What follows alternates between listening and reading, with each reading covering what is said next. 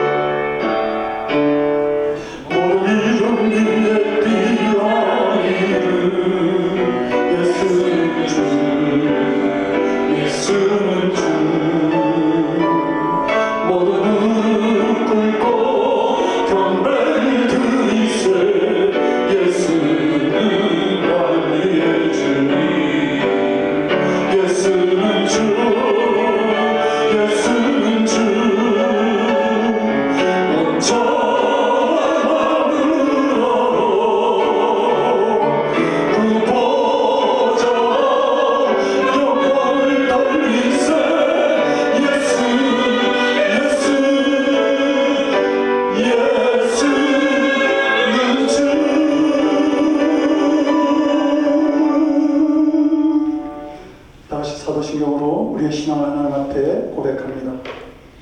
천하사 천지를 만드신 하나님 아버지를 내가 믿사오며 그의 아들 주 예수 그리스도를 믿사오니 이는 성령을 잉태하사 동정녀 마리아에게 나시고 본교 빌라도에게 고난을 받으사 십자가에 못 박혀 죽으시고 장사한 지 4일 만에 죽은 자 가운데서 다시 살아나시며 하늘 오르사 전능하신 하나님 높이 앉아 계시다가 죄로서 산 자와 죽은 자를 심판으로 오시리라. 성령을 믿사오며 거룩한 공예와 성도가 서로 교통하는 것과 죄를 사하여 주시는 것과 몸이 다시 사는 것과 영원히 사는 것을 믿사옵나이다. 아멘. 경배찬송 8장 다 같이 하시겠습니다.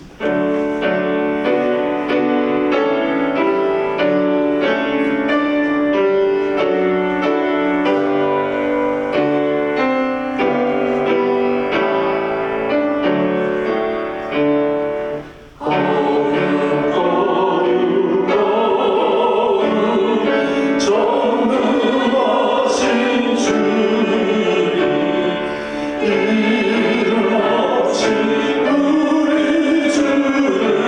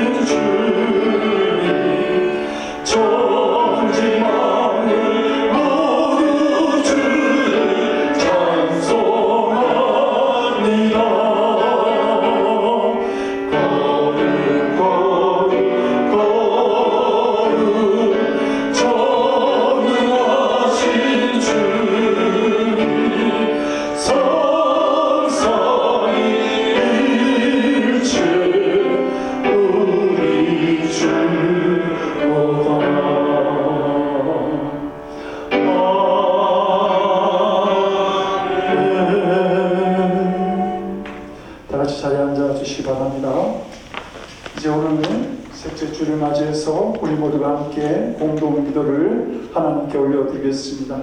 먼저 교동문 제24번 사순절에 관한 말씀을 나누어서 함께 교독합니다. 내 하나님이여, 내 하나님이여, 어찌 나를 버리셨나이까? 어찌 나를 버리하여 도저히 아니하시며 내 쉬는 소리를 듣지 아니하시나이까?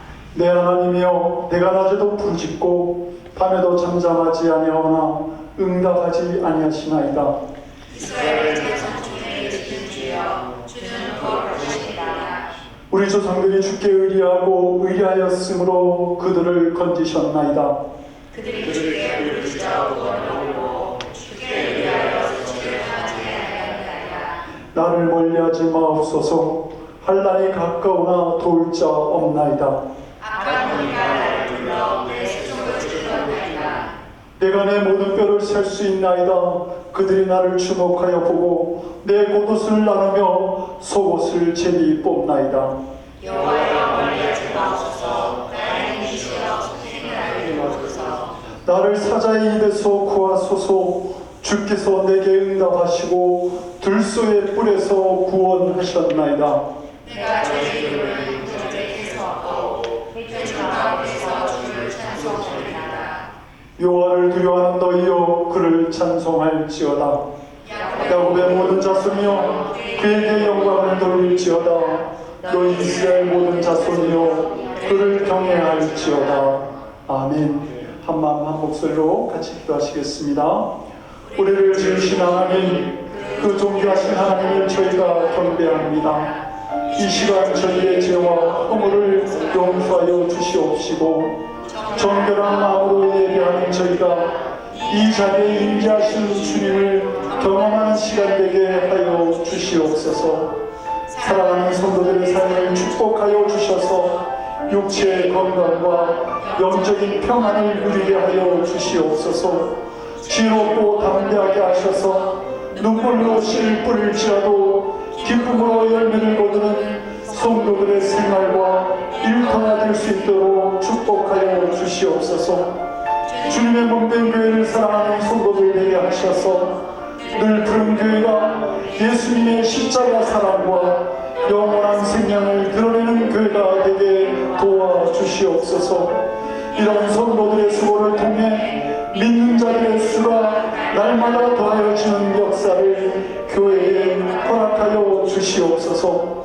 사순절을 보내는 저희에게 주님의 삶을 본받는 믿음을 더하여 주셔서 경건과 절제의 삶을 살게 하시고 그 결단을 통해 끊어야 할 잘못된 습관을 버리는 은혜를 허락하여 주시옵소서. 우리의 인생이 오직 주님만 영광 받으시는 삶으로 나아가기를 원하오며 나를 사랑하셔서 십자가를 지신 예수님의 이름으로 기도드립니다. 아멘. 오늘 우리에게 주시는 말씀은 갈라디아서 6장 14절 한 절 말씀입니다.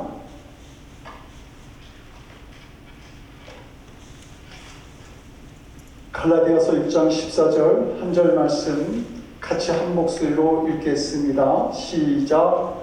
그러나 내게는 우리 주 예수 그리스도의 십자가 외에 결코 자랑할 것이 없으니 그리스도로 말미암아 세상이 나를 대하여 십자가에 못 박히고 내가 또한 세상을 대하여 그러하니라. 아멘. 기도하시겠습니다. 하나님, 참으로 바쁜 세상의 삶을 살다가 주님 전에 나와서 하나님을 경배하고 말씀을 듣는 시간을 주시니 진정 감사를 드립니다. 하나님, 세상은 혼돈과 어둠 속에 있어 저희가 갈 바를 알지 못하나 우리에게 말씀을 주셨으니 아버지 하나님, 저희들이 그 말씀을 마음에 새기고 갈 바를 분명하게 정하여 갈 수 있는 하나님의 백성들 되도록 도와주시옵소서. 말씀을 주시니 듣겠습니다. 성령께서 우리의 심령을 주관하셔서 오늘 주시는 말씀이 우리의 심령 중심에 깊이 박힐 수 있도록 주님 우리를 도와주시옵소서. 예수님의 이름으로 기도드립니다. 아멘. 제가 한국에서 목회할 때 지방 목사님들과 함께 그 요한계시록 2장과 3장에 나오는 그 초대 7교회를 방문한 적이 있습니다. 그러면서 반모섬을 방문하게 되었는데 그 반모섬은 요한계시록 1장 9절에 나오는 그 섬입니다.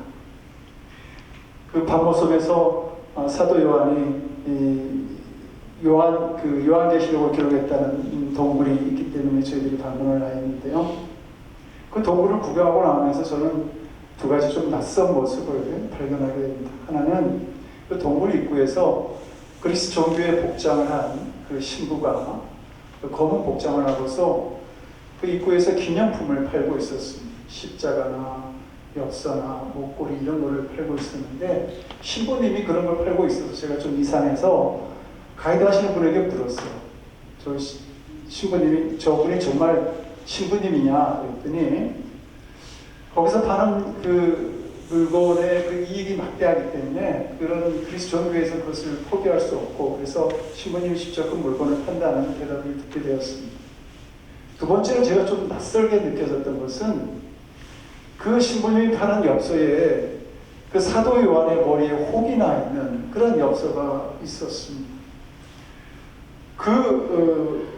혹은 요한이 기도할 때 머리가 이 땅에 맞닿을 정도로 기도하였기 때문에 그 안에 들어갔더니 그 돌들이 굉장히 거칠어요. 그러니까 그 안에서 기도하면서 그게 부딪히면서 아마 거기서 혹이 생겼던 것 같습니다. 그래서 그 혹을 그린 엽서였습니다. 근데 저는 그 혹이 좀 낯설게 느껴졌었어요. 왜냐하면 이 요한이 그 사도 요한이 변화되기 전에 성경에 나타난 이 요한의 모습을 보면 굉장히 부끄럽고 좀 수치스럽게 느껴질 만한 모습들이 있거든요. 성경을 보면 요한은 정치적인 야망이 굉장히 컸던 사람입니다. 그래서 요한복음 18장 15절을 보게 되면 요한이 스스로 말해요. 당시 대제사장과 친밀한 관계였다. 이 요한복음이라고 하는 것은 요한이 직접 쓴 거잖아요. 근데 자기가 그렇게 고백을 합니다. 그리고 그 성경을 보게 되면 그 당시 대제사장의 장인인 그 안나스의 문을 지키는 그 여종조차도 이 요한이 당시 제사장이나 그런 사람들하고 좋은 인간관계를 갖고 있었다는 사실을 인정합니다. 요한은 이렇게 자신의 어떤 정치적인 야망을 위해서 그 당시 그 정치적인 지도자들하고 친밀한 관계를 계속 유지하고 있었던 것이죠. 세속적 욕망에 발빠르게 반응하면서 자기의 욕망을 키웠던 사람이 바로 이 요한입니다. 그리고 요한은 시기심과 질투심이 대단히 강했던 사람입니다. 그래서 예수님의 나라가 이 땅에 이루어진다. 그러면 내가 예수님의 좌편이나 우편에 내가 앉아야 돼. 그러면서 제자들과 다퉜던 사람이기도 해요. 그리고 요한은 성격에 불같은 사람이었습니다. 그래서 예수님의 일행이 사마리아로 들어갈 때 사마리아 사람들이 그 일행을 막잖아요. 그랬더니 요한이 하는 말이 있지 않습니까? 하늘로서 불을 명하여서 저들을 다 살라버리라고 할 거예요. 그래서 이 요한의 성격을 보면 사람들이 천둥의 아들이다, 폭풍의 아들이다 이런 별명도 지어주었습니다. 그래서 우리가 정말 요한을 알게 되면 야 어떻게 저런 사람이 예수님의 제자가 될 수 있지? 이렇게 의욕을 가지고 비난할 만한 성품을 가졌던 사람이죠. 어쩌면 우리는 요한이 변하게 되기 전에 이러한 모습을 보면서 요한을 평가절하하고 좀 부끄러워할 수도 있는 그런 사람이 요한이었습니다. 그런데 요한이 쓴 글들, 서신들을 보게 되면 이런 생각이 싹 바뀌어집니다. 요한일서 4장 7절에서 요한은 말합니다. 사랑하는 자들아 우리가 서로 사랑하자. 그리고 12절에서 어느 때나 하나님을 본 사람이 없을 때 만일 우리가 서로 사랑하면 하나님이 우리 안에 거하시고 그의 사랑이 우리 안에 온전히 이루느니라. 놀랍죠? 20절은 이렇게 말합니다. 누군지 하나님을 사랑하노라 하고 그 형제를 미워하면 이는 거짓말하는 자니 보는 바 그 형제를 사랑하지 않는 자가 보지 못하는 바 하나님을 사랑할 수 없느니라. 성도 여러분, 이 말씀 속에서 하늘로서 불을 명하여서 저들을 다 살려버려달라고 하는 그 요한의 그 모습이 그려집니까? 이 말씀이 요한이 했던 설교라면 성도 여러분들 믿어지겠습니까?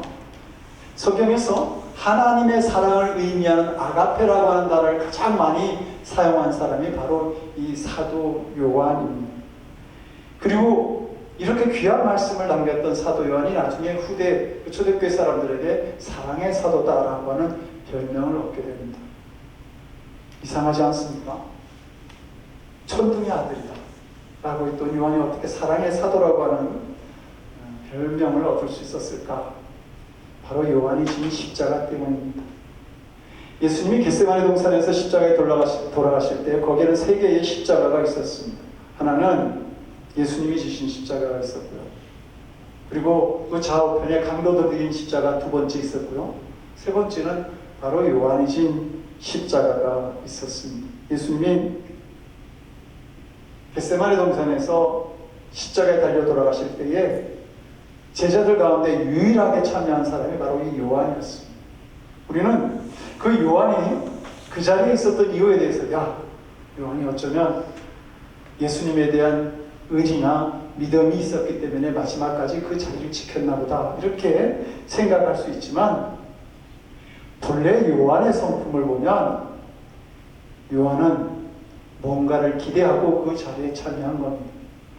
예수님께서 십자가에 무슨 일을 위대한 일을 행하실 거야 라고 하는 기대가 있었던 것이죠. 요한은 예수님의 살아생전에 죽은 야이로의 딸을 살리시는 그 놀라운 기적의 현장에도 있었고요.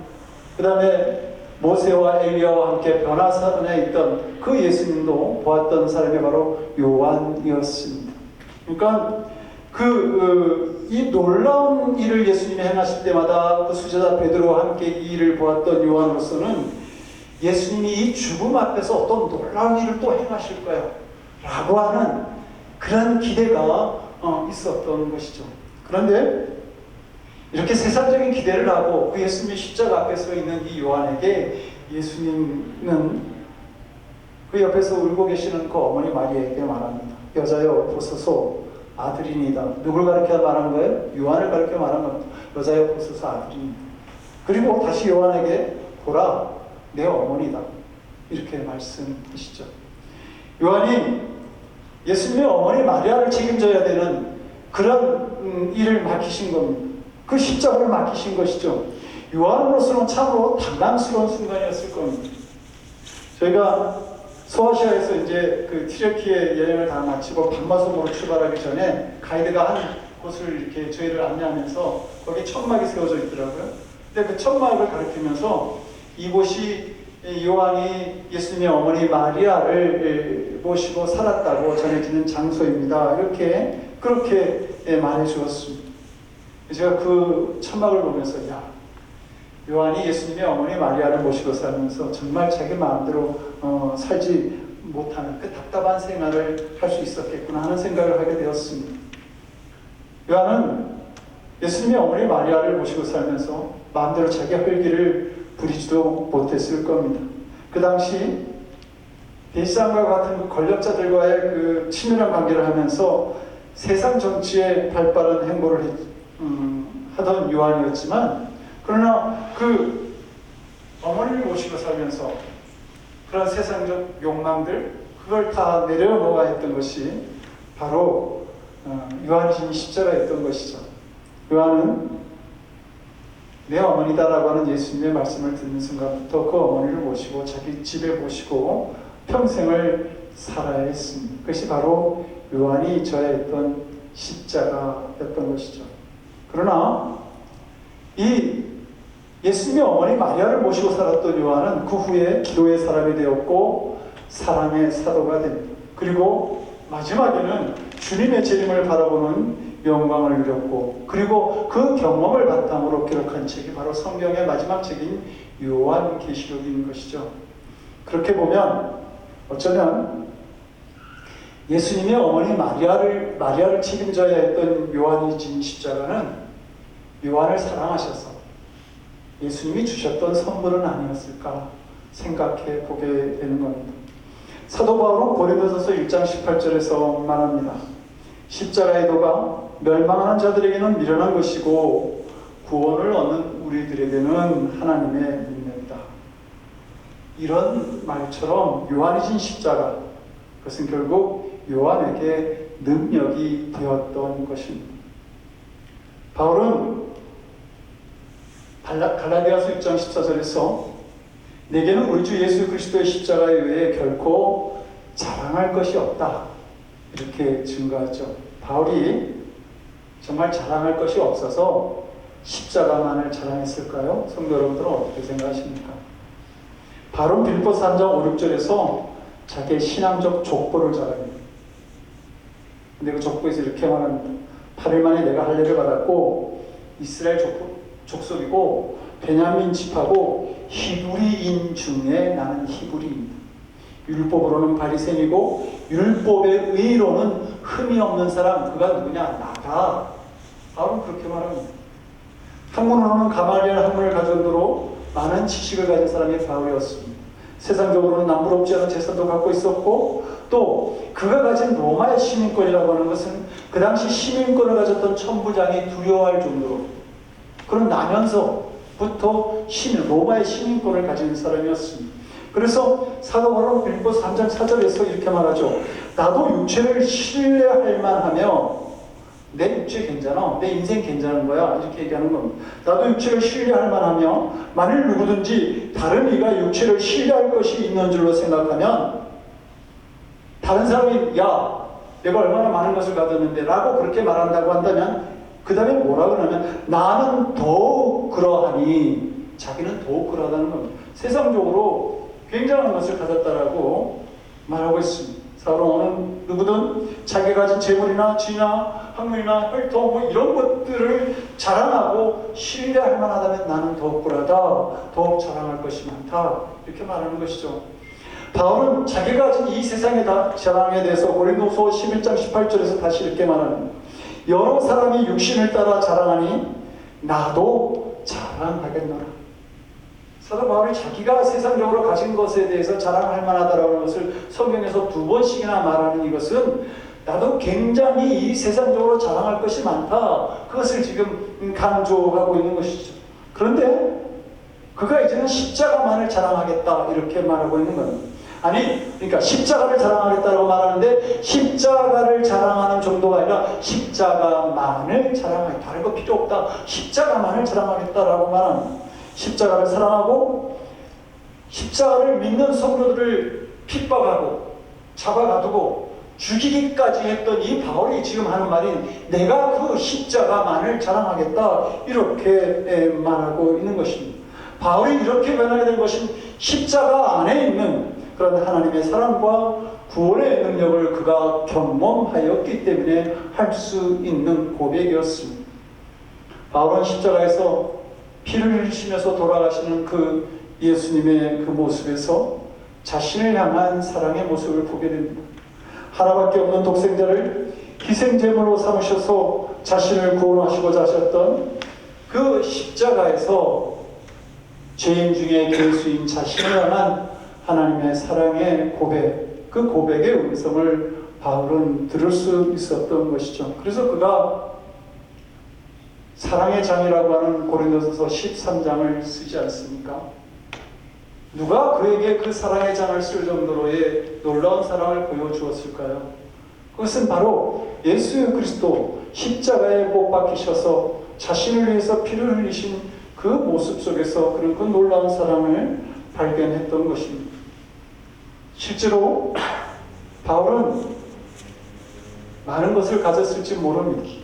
그러나 그가 로마서 7장 24절에서 말하지 않습니까? 오라, 나는 공고한 사람이로다. 누가 이 사망의 몸에서 나를 건져주겠는가? 그런 단식하는 삶을 살았던 사람입니다. 세상에 좋은 것을 가지고도 공고하고 사방의 몸을 가지고 살아가는 자신을 발견할 수밖에 없었던 것이죠. 그러나 그가 십자가 안에 있을 때, 십자가를 지는 삶, 십자가를 사랑하는 삶을 살게 되었을 때에 빌립보서 4장 11절에서 어떠한 형편에 있든지 나는 자족하는 삶을 살았다라고 말합니다. 없는 것 같은데 모든 것을 가진 부요한 자의 삶을 살았고 언제나 기뻐하고 당당한 삶을 사는 은혜가 바울에게 있었습니다.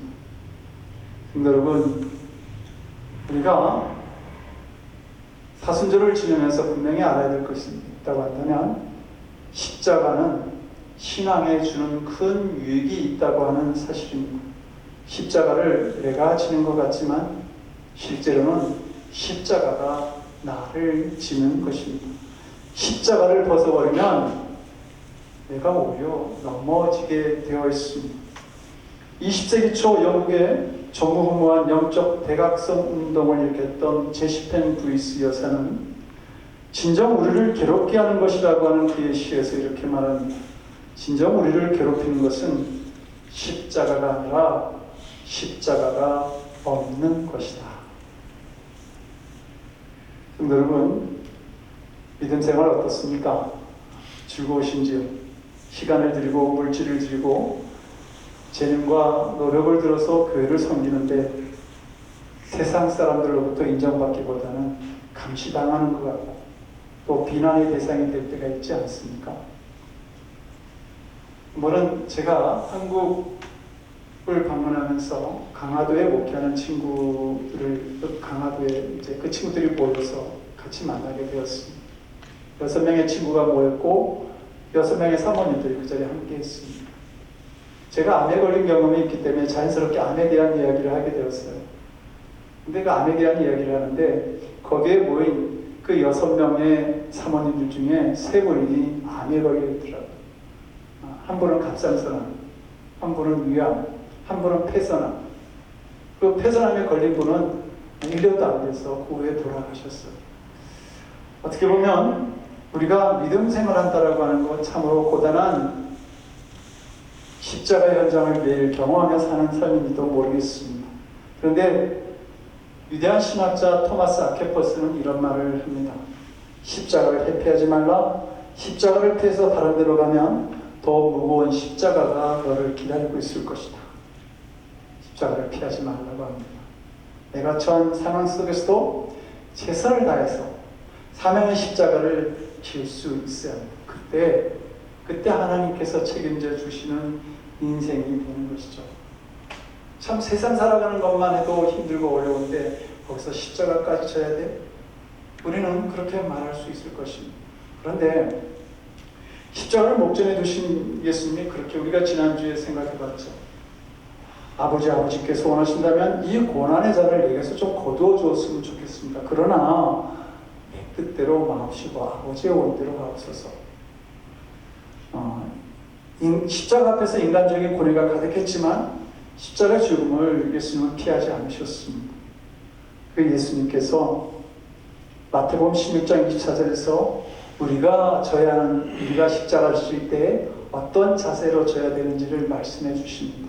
이렇게 말씀하시죠. 누구든지 나를 따라오려거든 자기를 부인하고 자기 십자가를 지고 나를 따를 것이다. 십자가를 지는 우리의 자세가 첫 번째는 자기를 부인해야 되는 겁니다. 자신의 욕망, 자신의 생각, 자신의 주장, 자신의 지식, 부패한 그런 어떤 자아들, 이러한 것들을 다 정말 못 박는 자기 부인의 삶, 그게 먼저 있어요. 그 다음에 하시는 말씀이 뭐냐면 자기 십자가를 지고 나를 쫓을 것이다. 근데 이 두 가지 모습은 자기 부인이라고 하는 것은 내적인 모습이죠. 십자가를 지는 것은 외적인 생활의 모습을 말할 수 있습니다. 안과 밖 모두 십자가를 지는 그런 삶의 모습이 있어야 된다고 하는 겁니다. 이것을 다르게 말하면 십자가를 질질 끄고 다니지 말라고 하는 겁니다. 십자가를 완전하게 지고 가라고 하는 겁니다. 십자가를 완전하게 질 때 세속적인 어떤 욕망과 세상적인 자랑 이런 것들을 다 벗어버리고 완전하게 십자가를 지고 갈 때 그때 비로소 그 십자가가 더 가볍게 내 멍에가 더 가볍다고 말씀하시는 예수님의 말씀을 이해할 수 있게 되는 것입니다. 성도 여러분, 오늘날 너무나 많은 교회와 성도들이 십자가를 잃어버리고 있지 않습니까? 어떤 교회는 축복만을 지나치게 강조하다가 십자가를 잃어버리기도 하고, 어떤 교회는 지나치게 이 세속적인 정치에 몰두하다가 십자가를 잃어버립니다. 어떤 목회자는 인간관계를 지나치게 강조하다가 십자가를 잃어버리고요. 어떤 성도는 율법적 신앙에 매여 있어서 판단하고 정죄하는 그런 일들을 좋아하다가 십자가를 잃어버리기도 합니다.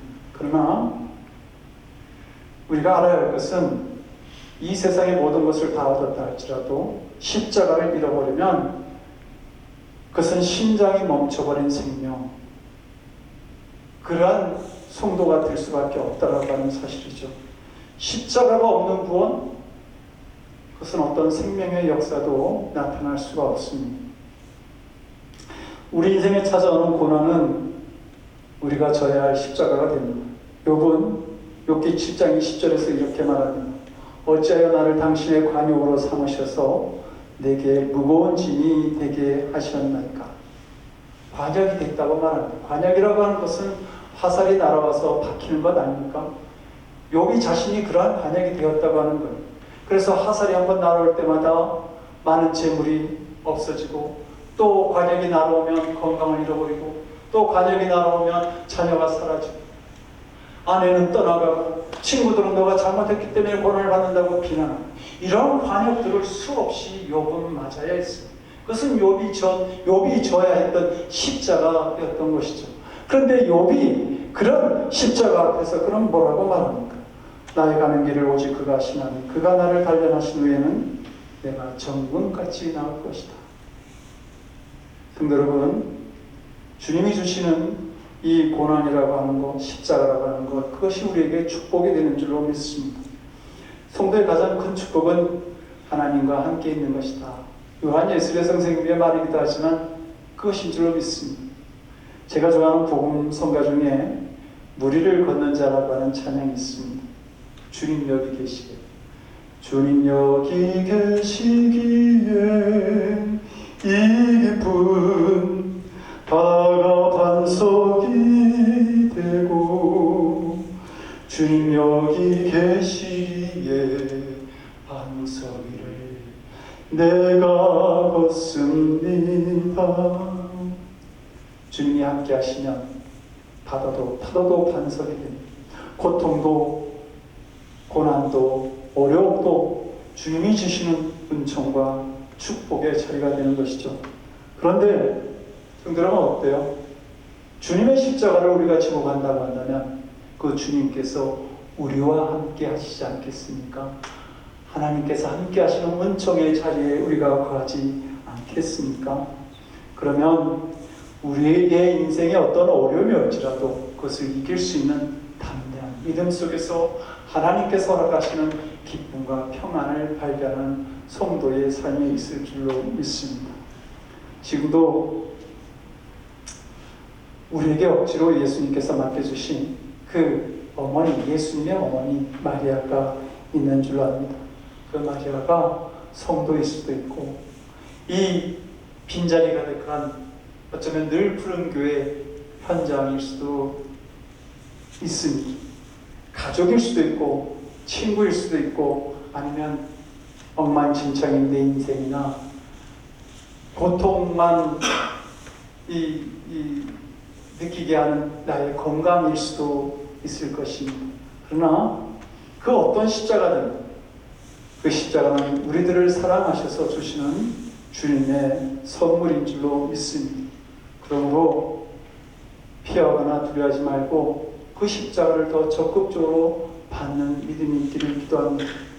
그리고 즐거운 마음으로 십자가를 지고 가는 성도들이 되셔서 우리의 삶과 가정 위에 주님께서 함께 하시는 그 축복들이, 그 은총의 꽃들이, 열매들이 언제나 가득 맺혀지기를 주님의 이름으로 간절히 축원드립니다. 성도 여러분, 우리 같이 기도하시겠습니다. 오늘 우리에게 주신 말씀을 가지고 같이 기도하시겠는데요. 세상의 물질과 지식과 세상의 것을 자랑하지 않는 저희가 되게 하옵소서. 오직 나를 위해 주님이 주신 십자가만을 자랑하는 저희들 믿음 되게 하여 주시옵소서. 십자가를 기쁨으로 지는 믿음 있게 하셔서 십자가를 질 때 누리는 충만한 은혜를 경험하는 저희가 되게 하여 주시옵소서. 우리 함께 동성으로 기도하시겠습니다. 전능하신 아버지 하나님, 십자가를 지는 삶을 우리에게 구하시니 주는 우리가 믿고 아버지 하나님이여 그 십자가 지는 믿음으로 나가도록 도와주시옵소서. 세상에 얼마나 좋은 것이 많은지, 얼마나 즐거운 것이 많은지, 세상에 얼마나 우리를 유혹하는 것들이 많은지 아버지 하나님, 우리가 그 세상에 나아가 즐기는 것을 기뻐하고 아버지 하나님이여 세상의 오락을 따라가기를, 또 세상의 자랑을 아버지 하나님 추구하는 삶을 살아가기를 원하는데 아버지 하나님 그런 삶을 살지라도 아버지 하나님 공고한 또 사망의 몸을 가졌다라고 고백할 수밖에 없는 바울의 아버지 그 모습처럼 우리가 그 모습 속에서 아버지 힘들고 공고하고 나는 사망의 몸밖에 가진 것이 없다라고 고백할 수밖에 없는 인생이 있는 줄로 압니다. 하나님 아버지, 우리가 이 세상을 너무 좋아하지 말게 하옵시고 아버지 십자가를 지는 삶, 완벽하게 십자가를 지는 삶을 살아가는 저희들이 되어서 아버지 질질 끄는 십자가가 아니라 지고 가는 십자가가 되어서 아버지 하나님께서 원하시는 이 세상과 하나님 사이를 왔다 갔다 하는 것이 아니라 정말 하나님께서 기뻐하시는 온전한 믿음의 삶으로 나아가는 저희들 될 수 있도록 주여 은혜 내려 주시옵소서. 아버지 하나님, 당신의 사랑하는 자들을 사순절 보내면서 십자가를 사랑하고 아버지 하나님 십자가를 향해 나아가고 십자가를 지고 나아가는 아버지 하나님여 늘 그런 위에 손을 들고 주여 은총을 베풀어 주시옵소서. 믿습니다. 아버지 하나님, 우리의 본이 되시는 하나님, 우리의 십자가 없는 믿음을 용서하여 주시옵소서. 세상의 자랑거리를 찾아다니고 주님이 가려지더라도 내가 주목받는 일에 좀 더 부지런하였던 악한 저희들의 심령들을 용서하여 주시옵소서. 주님이 지신 십자가 기쁜 마음으로 지고 가기를 원합니다. 주님께서 내게 주신 십자가가 있다고 한다면 외면하지 아니하고 기도하면서 꼭 붙들고 가기를 원합니다.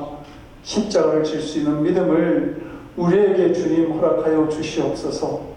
그리하여 십자가의 도가 구원을 찾는 내게 하나님의 능력이 되었다, 이렇게 담대하게 고백할 수 있는 주님의 신실한 종들이 될 수 있도록 주님 우리와 동행하여 주시옵소서.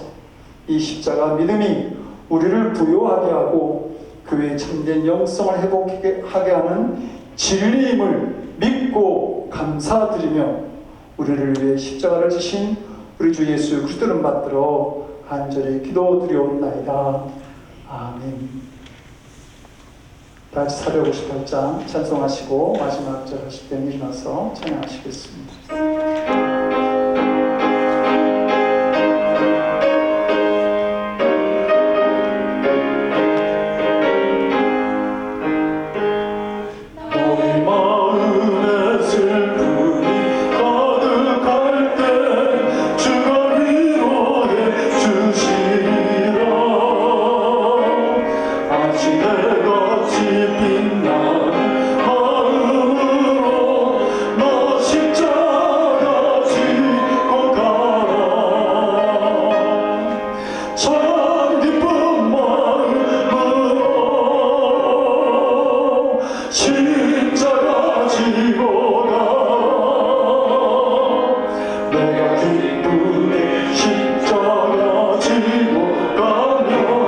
슬픈 마음이 위로 받네.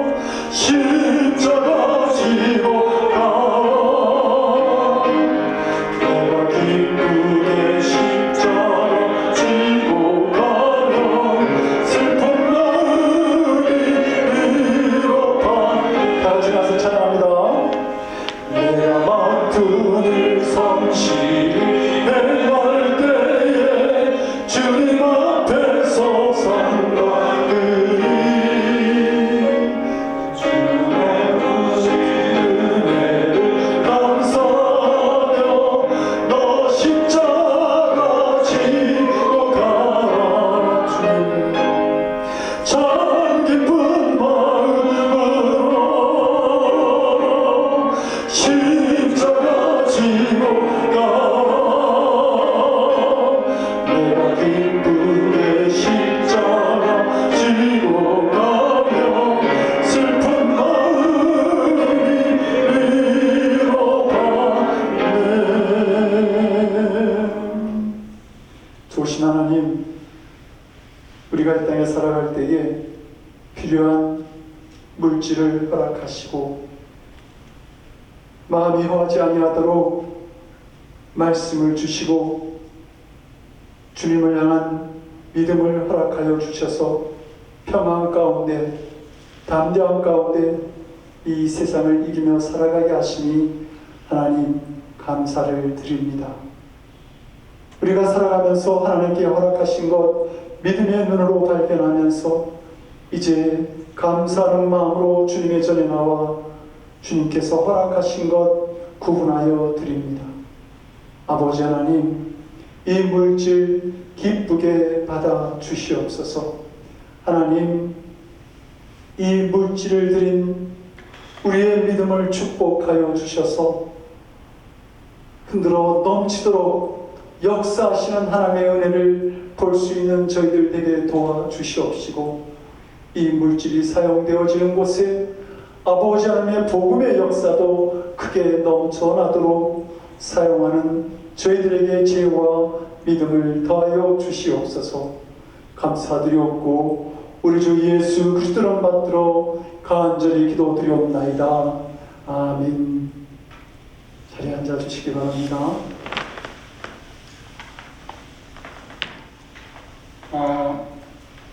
신방을 제가 특별히 이렇게 요청을 하지는 않는데 성도 여러분들 신방이 필요하신 분들을 말씀해 주셔서 함께 말씀을 나누고 또 성도의 교제를 나눌 수 있는 시간을 가져주시면 좋겠습니다. 금주는 늘푸른 교회를 위해서 기도하는 한 주입니다. 성도 여러분, 늘푸른 교회를 위해서 기도하시면서 우리 중보 기도팀을 위해서도 기도해 주시기 바랍니다. 10시 반 저희들이 한 주도 빠짐없이 기도하고 있는데 그 중보 기도할 수 있는 기도의 제목들도 나눠주시고 또 참여하셔서 함께 중보 기도팀 이름으로서 교회와 성도들을 위해서 기도하는 그러한 시간을 함께 가져주시면 좋겠습니다.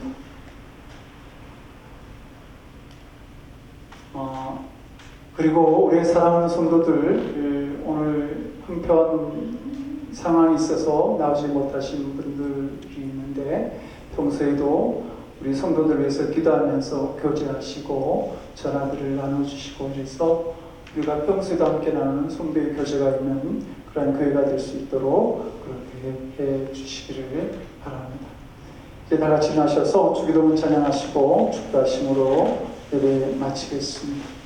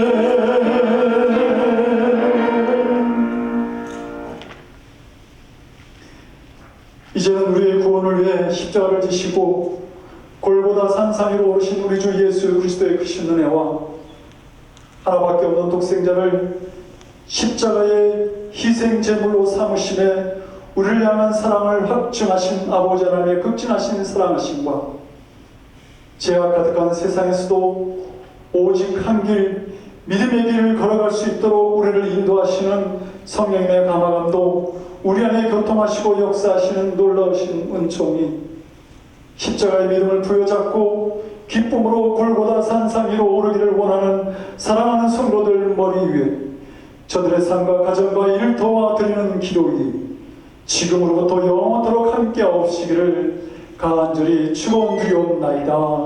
아멘.